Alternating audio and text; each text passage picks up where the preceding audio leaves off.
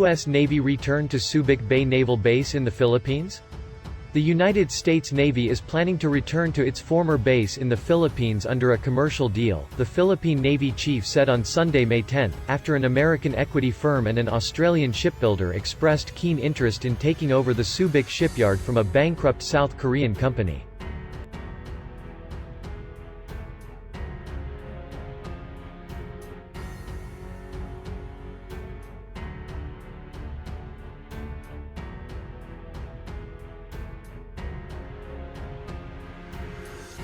Vice Admiral Giovanni Bicordo said the two companies are in the final stages of negotiations with the Philippine government and several banks to take over the operations of Hanjin.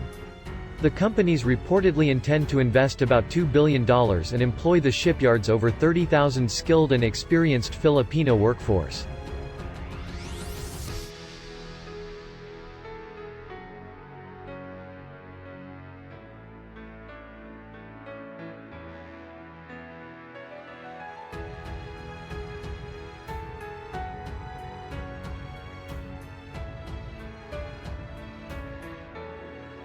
Australian shipbuilder Austal Limited has won a contract to deliver 6 offshore patrol vessels for the Philippines Navy, while U.S. private equity Cerberus will operate the other half of Hanjin's facility for ship repair. I was told the companies were about to complete due diligence and final negotiations before the outbreak of the coronavirus, which could delay the process, Bicordo said.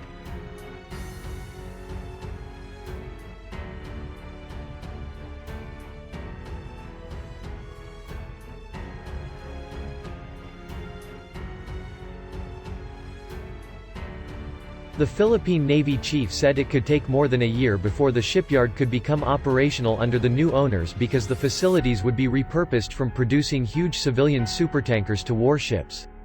Bicordo said Cerberus is the mother company of Dyna Corporation, a large private contractor of the U.S. Navy, servicing U.S. warships and building facilities at naval bases.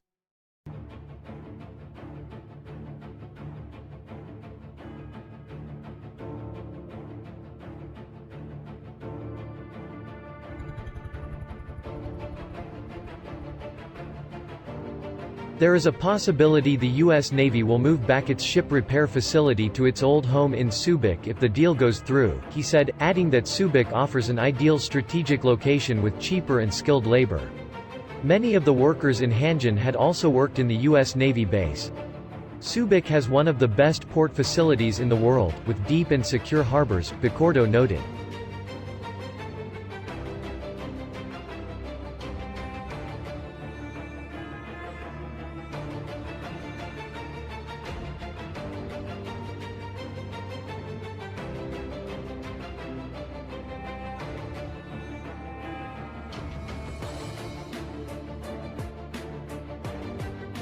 He said both the American and Australian companies would like the Philippine Navy to set up a naval base in Subic.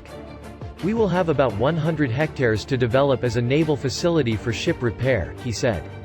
The two companies, Bicordo said, are also interested in 2 small islands in Subic that Chinese companies had earlier planned to lease and convert into tourism areas. The Chinese companies had signed agreements in April 2019 during President Duterte's visit to China for the lease of 3 islands in the Philippines, but this was blocked by the Navy.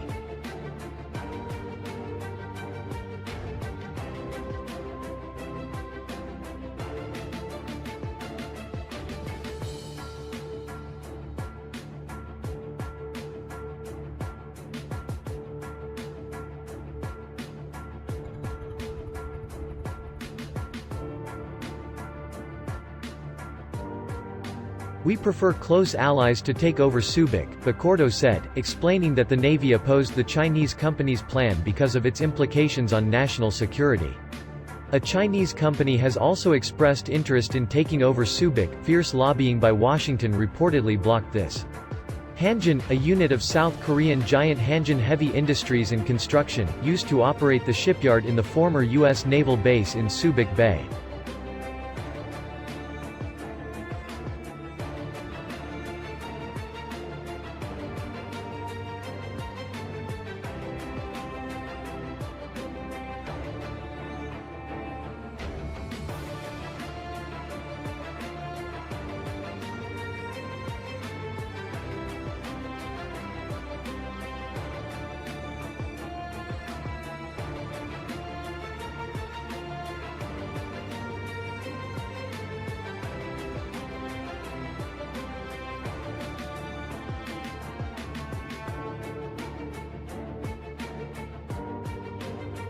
But Hanjin defaulted on $1.3 billion in loans last year.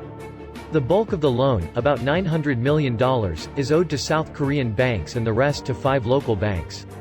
Even before the American and Australian companies expressed interest in Hanjin's shipyard, U.S. Navy ships have been making port calls in Subic, including massive aircraft carriers and nuclear-powered attack submarines.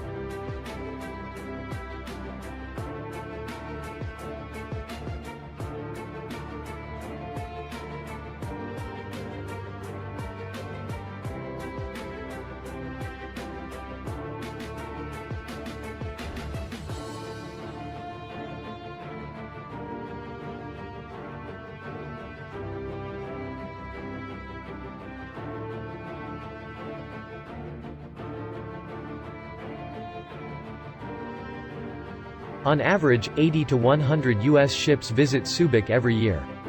The return of ship repair facilities will increase traffic at the former U.S. naval base.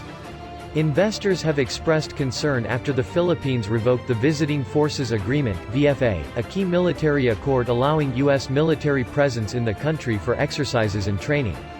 But Philippine officials have assured Australian and American investors that the commercial deal would not be affected by the scrapping of the VFA.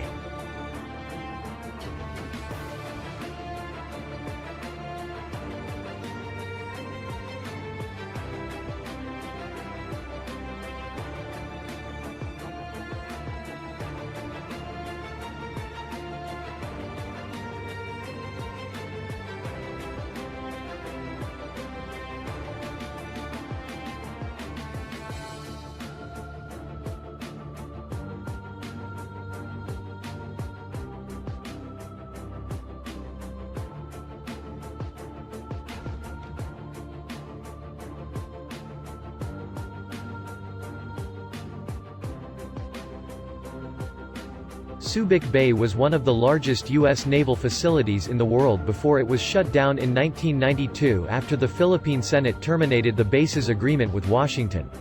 The Philippines converted the facility, which was never home to the Philippine military, into an economic zone.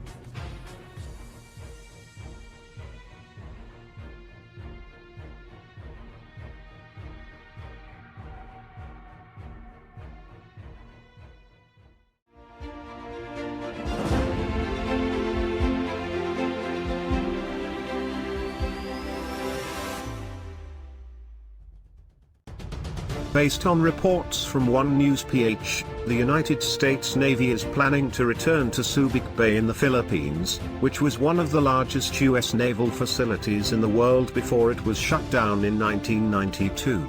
The Philippine Navy chief said that the United States Navy is planning to return to its former base via commercial deal.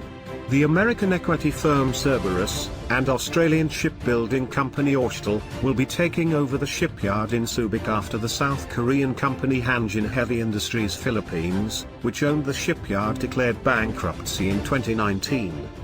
Cerberus is the mother company of Dyna Corporation, which is the contractor of the United States Navy for servicing U.S. warships and building facilities at naval bases. The two companies will reported employ 30,000 Filipinos and will invest an estimated amount of $2 billion. Half of the shipyard will be used by the Australian company, while the other half will be operated by US for ship repair and production of warships. Two Chinese firms had also expressed interest to purchase the shipyard and taking over Subic. The Philippine president had already signed an agreement with China for taking over Subic, but was reportedly contested and blocked by the Philippine Navy and Washington because of national security reasons. The Philippine Navy said that they prefer close allies to take over Subic. The Philippine government officials also assured the Australian and American investors that the scrapping of the Visiting Forces Agreement will not affect the deal. As we have known, the Visiting Forces Agreement is a major military pact between the Philippines and the United States, which allows U.S. military presence in the country. Vice Admiral of the Philippine Navy said that the two companies are now in final stages of negotiations with the Philippine government. Currently, 80 to 100 United States ships visit Subic every year, including U.S. Navy aircraft carriers and submarines, for Subic has one of the best port facilities in the world, with deep and secure harbors. If the deal goes through, Philippine Navy chief said that it would take more than a year before it becomes operational under the new owners.